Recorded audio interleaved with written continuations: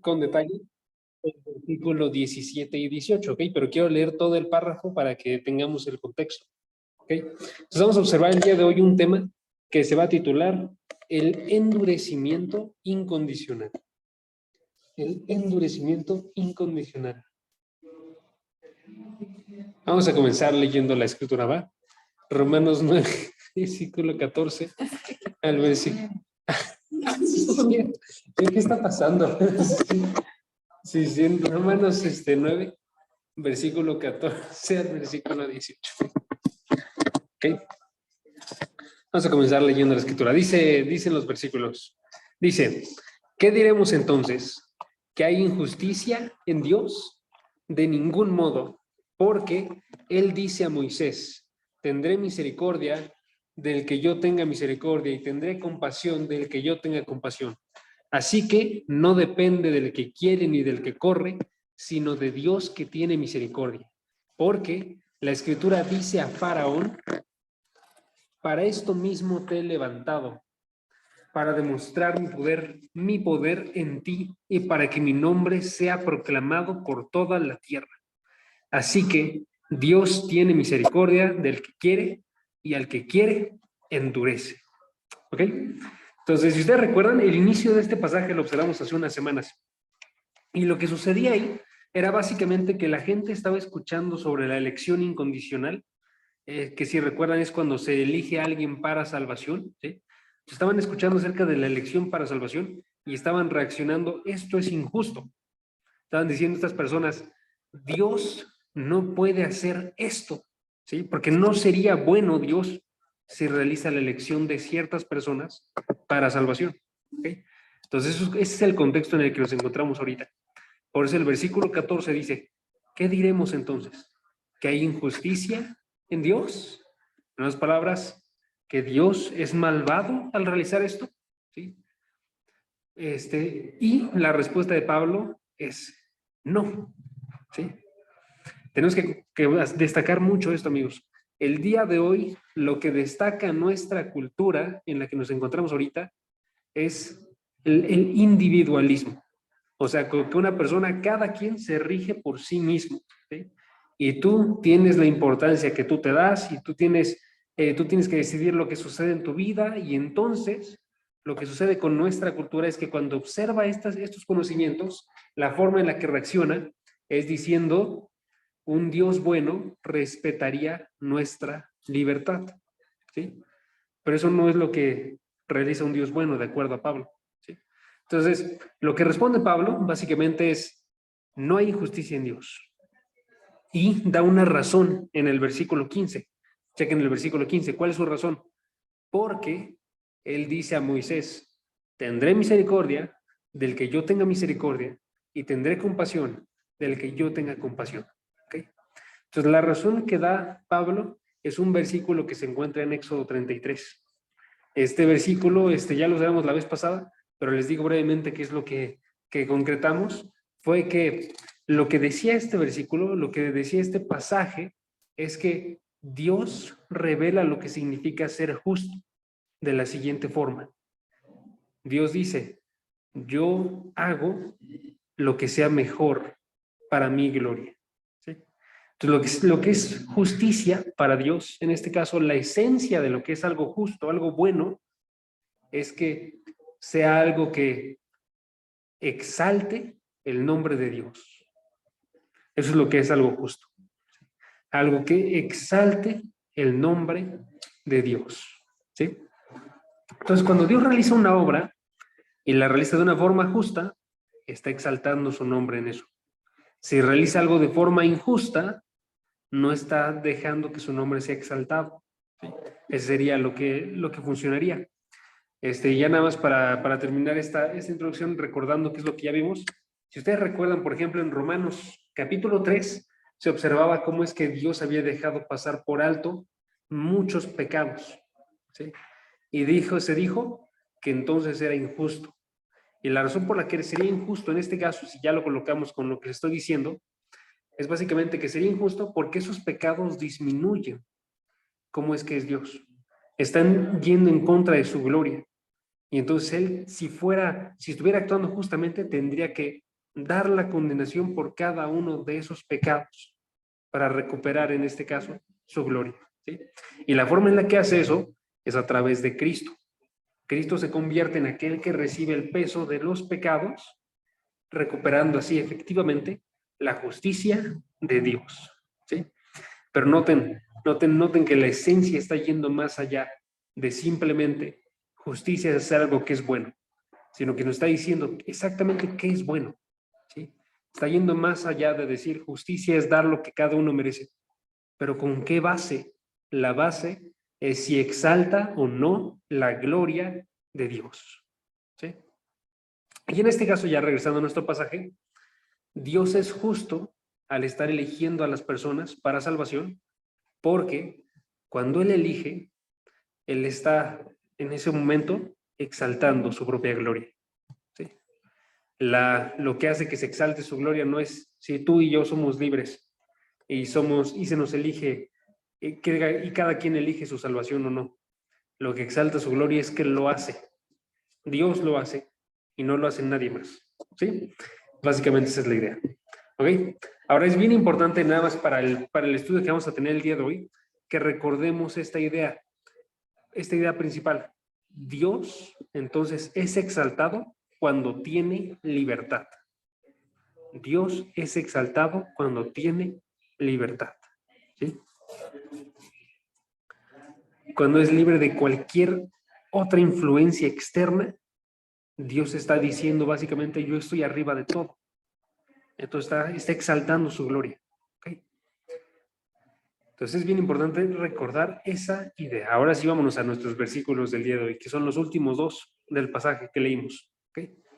Entonces, los últimos dos versículos decían, los voy a leer otra vez, decían, porque la escritura dice a Faraón, para esto mismo te he levantado, para demostrar mi poder en ti y para que mi nombre sea proclamado por toda la tierra. Así que Dios tiene misericordia del que quiere y al que quiere endurece. ¿Ok? Entonces Pablo aquí está diciendo, básicamente, lo que está haciendo Pablo en estos dos versículos es que está agrandando qué tanto abarca la elección de Dios. ¿Ok? Noten, porque los versículos están diciendo en este caso, chequen, versículo 16, estaban diciendo, no depende del que quiere ni del que corre, sino de Dios que tiene misericordia. En otras palabras, estaba diciendo, de Dios y de su elección depende quién va a recibir misericordia. ¿Ok? Pero el versículo 18 lo agranda. Ya no solamente habla acerca de la misericordia. Ahora voy a hablar también acerca de, chequen el versículo 18, Dios tiene misericordia del que quiere y al que quiere endurece. ¿Notan? Está agrandando. Ya no solamente estoy hablando acerca de quién da misericordia, ahora también estoy hablando acerca de quién va a ser endurecido. ¿Sí? Es lo que hace estos versículos. Están agrandando la idea de la elección de Dios para decir que también Dios elige quién va a ser endurecido. ¿Ok? Esta palabra de endurecer, nada más para que tenga la definición, hace referencia a la acción de obstinarse o hacerse insensible ante la voluntad de Dios. ¿Ok? Obstinarse o hacerse insensible ante la voluntad de Dios. ¿Ok? Entonces Pablo está diciendo, Dios tiene misericordia, pero también Dios decide quién se hace insensible a la voluntad de Dios, quién no lo escucha. ¿Ok? Y aquí tenemos que preguntarnos, porque eso ya es la parte que tiene que sonarles difícil, o el que le va a sonar difícil a algunos, tenemos que preguntarnos si esto es en verdad bíblico o no. ¿Ok? Porque les voy a ser bien honesto, esta parte de aquí es bien peleada, bien discutida. O sea, aún dentro de las personas que son reformadas, que se encuentran en los mismos pensamientos que diríamos que tenemos como iglesia, aún en ellos varía, ¿saben? Y si soy bien honesto, yo no creo que sea porque no es clara la escritura. Yo creo que sucede porque es una idea que reta mucho, ¿saben? Es una idea que es bastante pesada para muchos porque está diciendo, Dios no solamente elige quién va a ser salvado, Dios también elige quién va a ser condenado antes de que hagan cualquier cosa, ¿sí? Entonces vamos a observar ahorita si es bíblica o no esta idea. Y yo lo que les voy a proponer es que sí es bíblica y que hay muchos versículos que nos hablan al respecto. Por ejemplo, en la Biblia podemos observar varios. Si quieren, acompáñenme a Proverbios capítulo 16, versículo 4. Proverbios capítulo 16, versículo 4. Y aquí tenemos uno de estos versículos. 16. Proverbios 16, versículo 4. ¿Qué? Chequen, ¿qué dice este versículo? Proverbios 16, versículo 4. Dice, todas las cochas, sí, todas las cosas hechas por el Señor tienen su propio fin, dice este versículo. ¿Ok? Ahora la siguiente parte es la que tenemos que destacar. Hasta el impío para el día malo. ¿Okay? No te está diciendo, todas las cosas que Dios ha hecho tienen un final, ¿sí? Tienen un propósito establecido para cada una de ellas, incluido el impío, que nos dice aquí, el Señor lo hizo para el día del mal. ¿Ok? Entonces nos está diciendo ellos, las personas que son impías, que no van a llegar a creer, todas ellas están hechas para el día del mal. ¿Sí? Es uno de los versículos. Otro versículo, 1 de Pedro capítulo 2, versículo 7. Es otro de estos casos, chequen. 1 de Pedro capítulo 2, versículo 7 y versículo 8. Viene muy similar. En el versículo 8 es donde se destaca, pero quiero que leamos desde el 7 para que tengan el contexto. ¿Okay? En el versículo 7 está hablando acerca de los creyentes y luego habla acerca de los que no son creyentes. ¿Okay? Entonces dice el versículo 7, este precioso valor es pues para ustedes, los que creen. ¿Ok? Está hablando de los creyentes. Este precioso valor está haciendo referencia a la herencia que tienen todos los creyentes. ¿Ok? Pero para los que no creen, la piedra que desecharon los constructores, esa en piedra angular se ha convertido. Piedra de tropiezo, roca de escándalo, pues ellos tropiezan porque son desobedientes a la palabra y para ello estaban también destinados. Y noten ahí, palabras importantes. Dice, ellos tropiezan, para ello estaban también destinados. ¿Sí? Cuando dice el también, así como los creyentes estaban destinados a conseguir una herencia, así también los no creyentes estaban destinados ¿a qué? A tropezar. ¿Sí? Entonces noten ahí la idea, está hablando de la misma forma, estaban destinados al tropiezo en este caso. Y último versículo por ahorita, Judas capítulo 1, versículo 4. Judas nada más tiene un capítulo. Y en el versículo 4 dice una idea muy similar. En este caso está hablando acerca de personas que se convierten en falsos maestros de la iglesia. ¿Ok? Entonces dice Judas, versículo 4.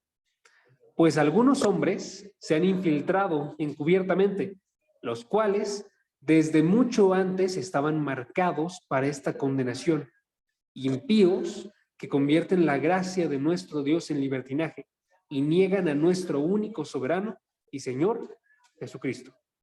¿Sí? Entonces noten. Está muy fuerte. Esperen.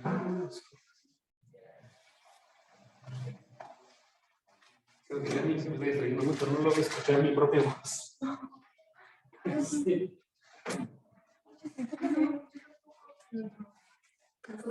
Ay, yo, los que sí estamos concentrados. Pero, sí. Pero no es como digo las dos a la par. Se me está dificultando. Pero bueno, chequen ahí, está diciendo, ellos desde hace mucho estaban marcados para esta condenación. ¿Okay? Desde hace mucho. O sea, antes de que se infiltraran en la iglesia, antes de que comenzaran a llamarse cristianos y empezaran a enseñar a otras personas, antes de eso ya estaban marcados para condenación. Nos dice este versículo. ¿Okay? Entonces, noten que esta idea está bastante clara. En este caso, en el pasaje que tenemos en Romanos capítulo 9, aparece otra vez esta idea. Y aquí lo que hace Pablo es que explica esta postura que se llama la doble predestinación a partir de la historia de Faraón. ¿Ok? Entonces, lo que vamos a hacer en un momento va a ser explicarla a partir de Faraón, pero tenemos que observarla nosotros, que eso es lo que está entendiendo Pablo. O sea, que eso es lo que está diciendo Pablo. Que Pablo, cuando habla acerca de esta elección para salvación y este endurecimiento, en ambos está diciendo Dios es quien lo realiza. ¿Okay? Entonces, le estaba comentando nada más para que tengan los términos. Esta doctrina se llama la doble predestinación. ¿Okay? ¿Por qué doble? Porque se está diciendo básicamente que se predestina a personas para salvación y también se predestina a personas para ira. ¿Ok? O sea, se dice desde antes de que sea la creación quiénes van a ser salvos y quiénes van a ser condenados. ¿Ok? Ahorita vamos a tener una sesión de preguntas si alguien tiene alguna, pero por ahorita véanlo así, ¿no? Doble predestinación. ¿Ok? Y tenemos que checar si Pablo está pensando exactamente esto. Entonces, chequen en Romanos capítulo 9, qué es lo que está pasando. En Romanos 9, cuando Pablo dice, al que quiere, endurece Dios, está diciéndonos esto. Está diciéndonos que Dios elige quién se revelará en incredulidad y por tanto merecerá ser condenado. ¿Okay? Lo repito. Dios elige quién se revelará en incredulidad y por lo tanto merecerá ser condenado. ¿Ok? Y si ustedes notan esa frase que acabo de decir, ya está colocando un misterio bastante grande. Porque yo le estoy diciendo al mismo tiempo que Dios está diciendo quién se va a rebelar en contra de él antes de que siquiera existan las personas. Y también le estoy diciendo que aquella persona que se revela va a merecer ser condenada. ¿Sí? O sea, yo voy a ser responsable por mis acciones. Y si yo soy condenado, va a ser porque yo lo realicé. ¿Sí? Entonces, Dios lo predestina desde antes de la fundación de los tiempos y al mismo tiempo, cuando ya nacemos, ya estamos en nuestra vida, tomamos decisiones y somos responsables por esas decisiones y entonces nadie que esté en el infierno va a estar sin merecer ese castigo. ¿Ok? Por eso les digo, es un misterio, porque ¿cómo pueden suceder las dos cosas a la vez? Intenten explicarlo. Y no va a ser muy sencillo, ¿sí? Porque es un misterio, otra vez, ¿ok? Pues ahora sí, chequen en Romanos 9, que eso es lo que está diciendo Pablo. ¿Cómo sabemos qué es lo que está diciendo? Les doy algunos puntos que hay que tomar en cuenta. Noten que está diciendo que Dios es decisivo. Dios es decisivo en quién se endurece. ¿Ok? Dios es decisivo. O sea, aquí la voluntad que más importa para ver si alguien se va a endurecer o no se va a endurecer es la voluntad de Dios. ¿Sí? Dios es decisivo. ¿Por qué? Porque dice el final del versículo 18, no, 18, perdón, dice, al que quiere, Dios endurece. ¿Sí? O sea, es su voluntad y no nuestra voluntad la que es decisiva en el endurecimiento. ¿Ok? Por tanto, aunque nuestra voluntad sí se revela, ¿sí? Nuestra voluntad sí busca ir en contra de Dios, arriba de ella o detrás de ella se encuentra la voluntad de Dios que está diciendo quién va a ser endurecido. ¿Ok? ¿Notan? Porque está diciendo al que quiere Dios endurece. No al que ya está endurecido, Dios lo reafirma. ¿Sí? Entonces, primera cosa que hay que notar. Segunda cosa, noten que está haciendo un paralelo con la parte de a quién da misericordia. Un paralelo con a quién da misericordia. ¿Por qué? Porque el versículo 18 decía otra vez, tiene misericordia del que quiere y al que quiere endurece.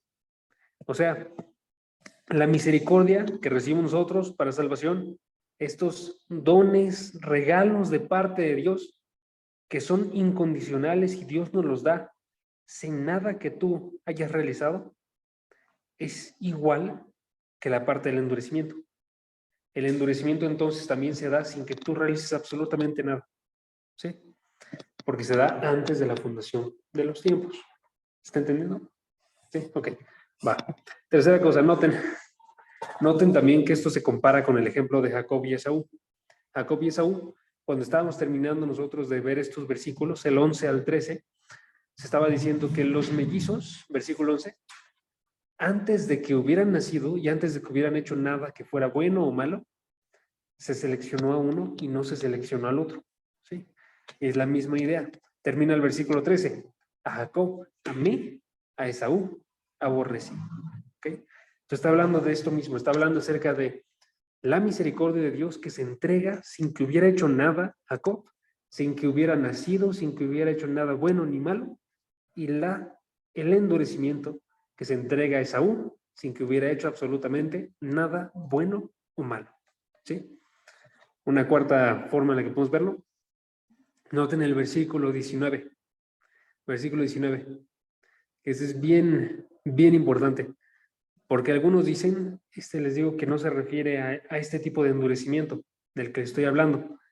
O sea que cuando está diciendo referencia al endurecimiento, está haciendo referencia a que Dios lo único que hace es que reafirma un endurecimiento que ya hay en el corazón, una rebeldía que ya hay en el corazón de la persona. ¿Sí? Una persona está rebelándose en contra de Dios y Dios lo que hace es que lo entrega a lo que ya está diciendo que quiere. ¿Ok? Pero el versículo 19 no nos deja que sea esto, porque en el versículo 19 Pablo dice, chequen, me dirás entonces, ¿por qué? Pues todavía reprocha Dios, porque ¿quién resiste a su voluntad? En otras palabras, Pablo está respondiendo más bien a la idea de que si Dios es quien coloca, ¿quién se endurece? Alguien le podría decir, entonces, ¿por qué Dios nos culpa de esto? Si Dios es el que nos seleccionó para ser endurecidos, entonces, ¿por qué nos dice que somos culpables? ¿Notan? Pero este argumento, este versículo, no serviría si está hablando acerca de otro tipo de endurecimiento. Solamente sirve si está hablándonos de este endurecimiento en el cual Dios selecciona quién va a ser condenado. ¿Sí? Entonces, noten, todo eso nos muestra que cuando Pablo está hablando acerca de endurecer, está hablando acerca de endurecer. ¿Sí? Y les digo, es un misterio bien, bien grandote, amigos. Es un misterio muy grande porque literalmente tendríamos que unir nosotros un suceso que sucede antes de la fundación de los tiempos y también aceptar la responsabilidad que cada uno de los dos tenemos, de nosotros tenemos, ¿sí? Y ver la forma de que estos dos queden juntos, ¿sí? Hay una forma en la que quedan y vamos a estarla explicando ya en las próximas semanas, pero por ahorita vamos a simplemente quedarnos en esto. O sea, es algo un poco misterioso, es algo complejo, ciertamente, ¿sí? Pero, si soy bien honesto, muchas partes de la escritura lo son, ¿saben? Y esto nos ayuda a lidiar con muchas otras. Por ejemplo, un ejemplo es cuando preguntamos nosotros de dónde surgió el mal. ¿Saben ustedes? Si nos preguntáramos acerca de eso, tendríamos que pensar primeramente, ¿qué es lo que pasó? Lo que pasó es que toda la creación era perfecta. Y de esta creación perfecta, de algún lugar surgió un mal. Pero ¿cómo es posible eso? ¿Cómo es posible que surgiera mal dentro de un corazón que era perfecto? Porque todos los que estaban ahí eran perfectos. ¿Sí? Aquí estoy hablando de los ángeles, eran perfectos. Los seres humanos cuando fueron creados eran perfectos. Entonces, ¿de dónde surgió ese mal? ¿Sí? Y la respuesta que les daría con base a esto es básicamente que ese mal fue planeado por Dios, de modo que sucediera y entonces viniera el resto de la escritura y todo lo que viene aquí se cumpliera, ¿sí? Pero tuvo que haber surgido de algún lugar. Entonces, para poder responder eso necesitamos nosotros de este tipo de respuestas. Si le vamos a llamar nosotros al origen del mal, por ejemplo, en este caso, libre albedrío, o le vamos a llamar nosotros elección incondicional, ¿sí? Que es la que estamos viendo ahorita, ¿ok? Entonces, esta es la idea. Ahora sí, vámonos a Éxodo y vamos a ver de dónde saca Pablo esto en la historia de Faraón.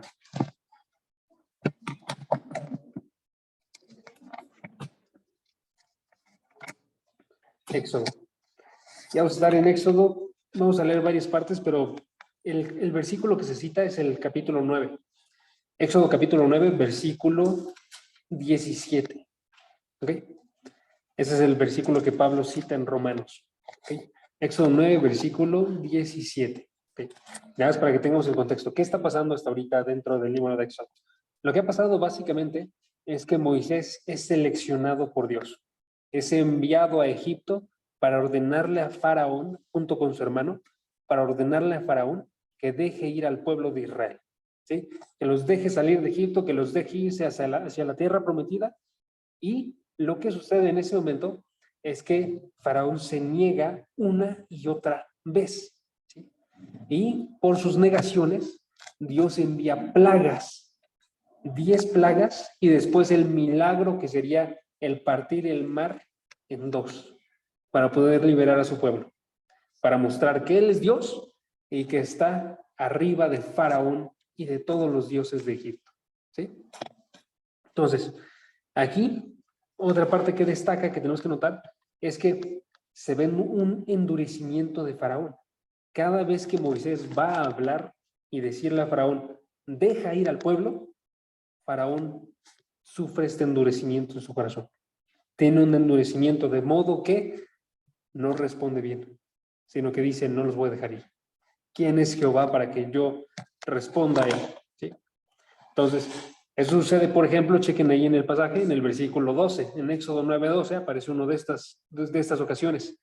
Chequen, en Éxodo 9:12 dice, y el Señor endureció el corazón de Faraón y no los escuchó, tal como el Señor había dicho a Moisés. ¿Okay? Entonces noten, ahí está sucediendo una de estas ocasiones en las cuales es endurecido su corazón. ¿Sí? Y noten que en este momento está diciendo, el Señor fue quien lo realizó. ¿Ok?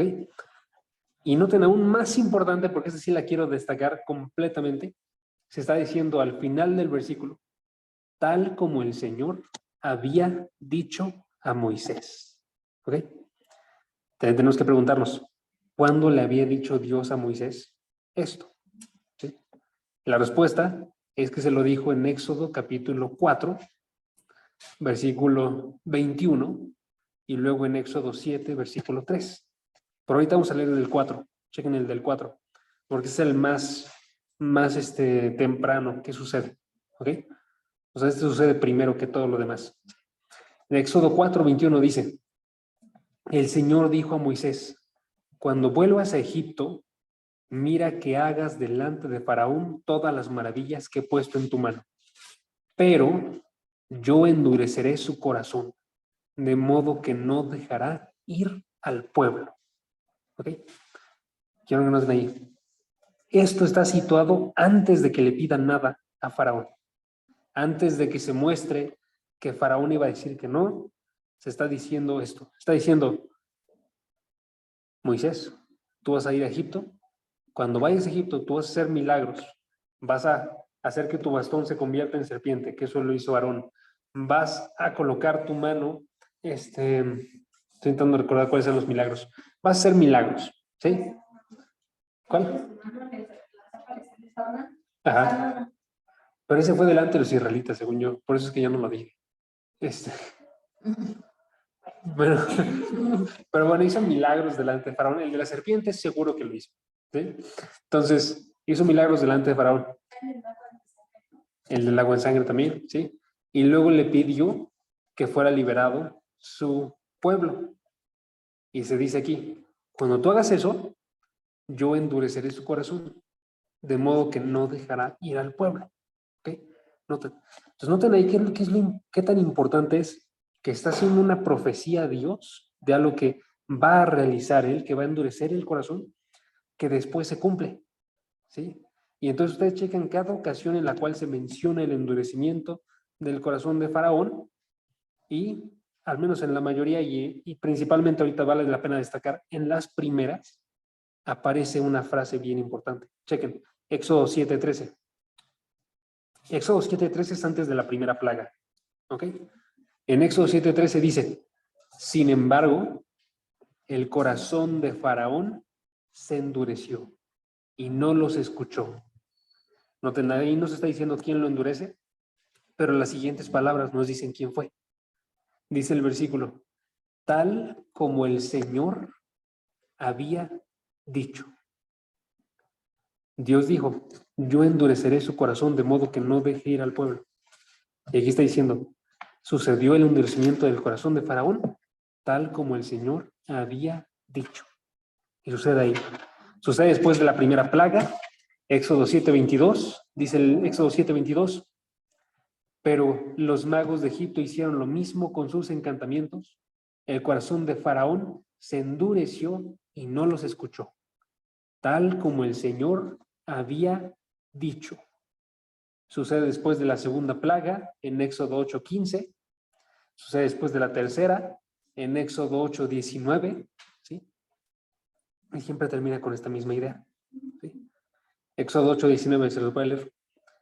Los magos dijeron a Faraón, este es el dedo de Dios, pero el corazón de Faraón se endureció y no los escuchó, tal como el Señor había dicho. ¿Sí? O sea, el punto es este. Ya sea que el pasaje diga que Faraón endureció su propio corazón, o ya sea que diga que Dios endureció su corazón, o ya sea que diga nada más el corazón de Faraón fue endurecido, está sucediendo exactamente lo mismo. Está sucediendo tal como el Señor había dicho. Y lo que dijo el Señor fue, yo endureceré su corazón de modo que no dejará ir al pueblo. ¿Okay?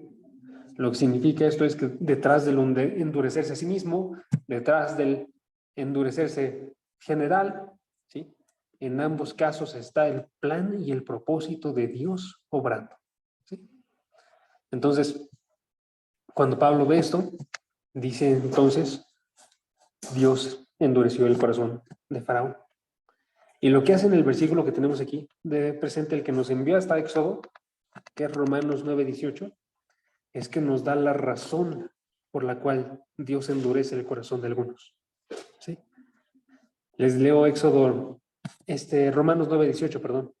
O si quieren, vamos a leerlo desde Éxodo, ¿va? Está en Éxodo 9:16. Es el que les comenté al inicio, perdón, Éxodo 9, sí, 9:16. Creo que les dije 9:17 hace rato. Pero ese fue mi error, es 9:16. ¿Ok? Dice la escritura. Espérame, ahí está.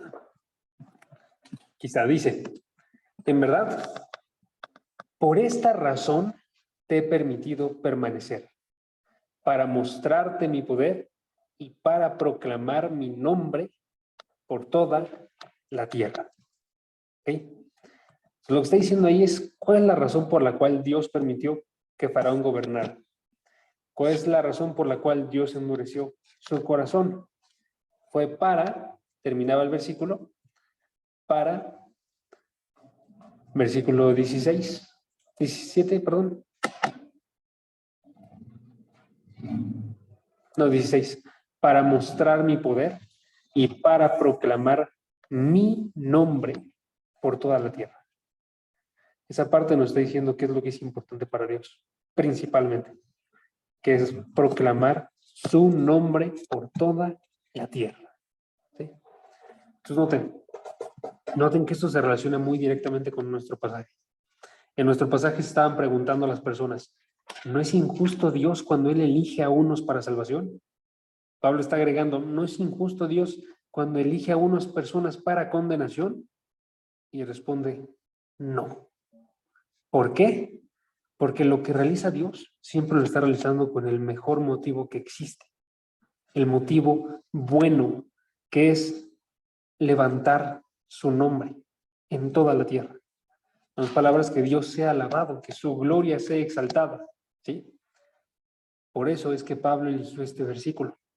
Porque detrás de todas las plagas, detrás del endurecimiento de Faraón, detrás de que no dejara ir a su pueblo y lo hiciera salir a su pueblo a través de todos estos milagros, se encontraba una única razón, que era que Dios levantara su nombre por toda la tierra.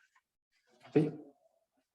Entonces él escogió este versículo para que expresara el propósito mismo por el cual realiza todas las cosas, incluido la elección para salvación y la elección para condenación. o el endurecimiento.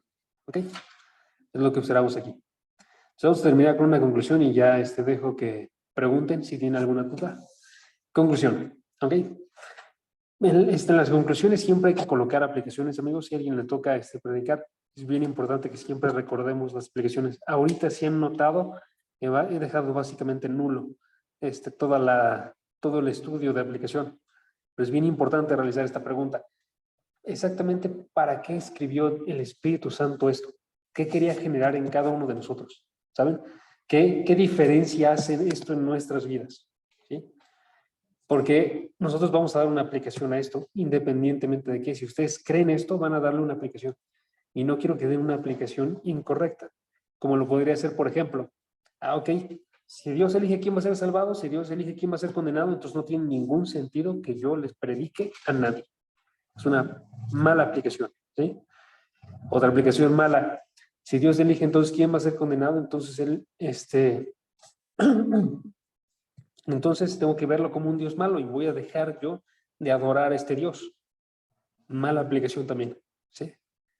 Más bien nuestra aplicación tiene que ser darnos cuenta nosotros que tenemos que rendirnos a la voluntad de Dios. Esa va a ser la aplicación, ¿sí? ¿Por qué? Porque ustedes notaron en el pasaje gente está preguntándole a Dios, ¿por qué realizas las cosas que realizas? ¿Sí? Y lo están haciendo como diciendo, tú no puedes hacer esto. ¿Sí? Están diciendo, Dios es injusto. O en el versículo 19, Dios, ¿por qué encuentras culpa de las personas?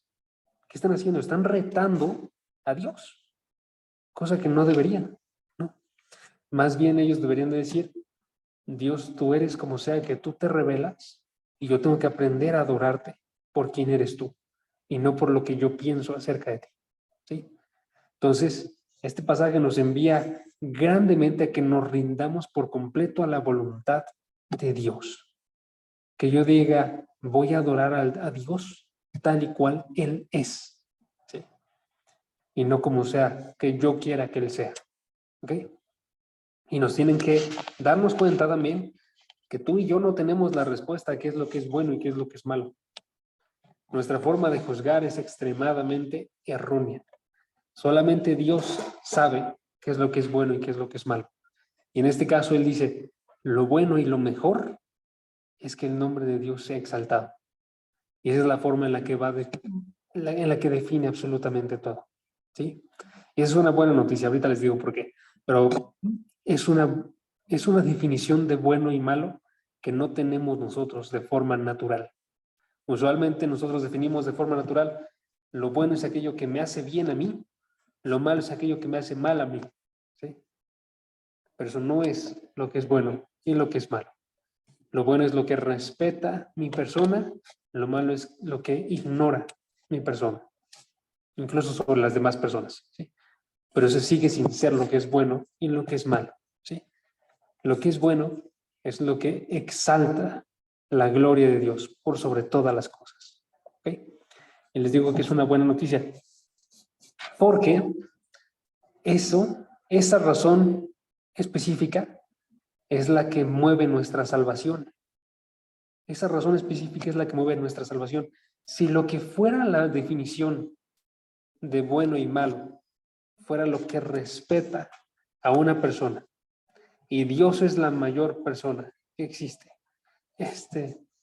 y nosotros no lo respetamos en nuestra vida pasada, y caímos en pecado y de forma constante estamos yendo en contra de él, entonces lo que tendríamos que recibir sería fuerzas, la condenación. ¿Sí? Pero si lo que es bueno es lo que exalta con mayor potencia la gloria de Dios, y lo que lo va a exaltar va a ser más bien dejar que estas personas que no respetaron su nombre tengan la oportunidad de una salvación a través del Hijo Jesucristo, que es una salvación más grande que muestra quién es Dios y su gloria enorme. Entonces, esta va a ser la forma en la que vamos a ser salvados tú y yo. ¿Sí? Porque Dios quiso exaltar su nombre. Y entonces en la Escritura viene de forma constante rescátame por amor de tu nombre. ¿Sí? O en el Salmo 23.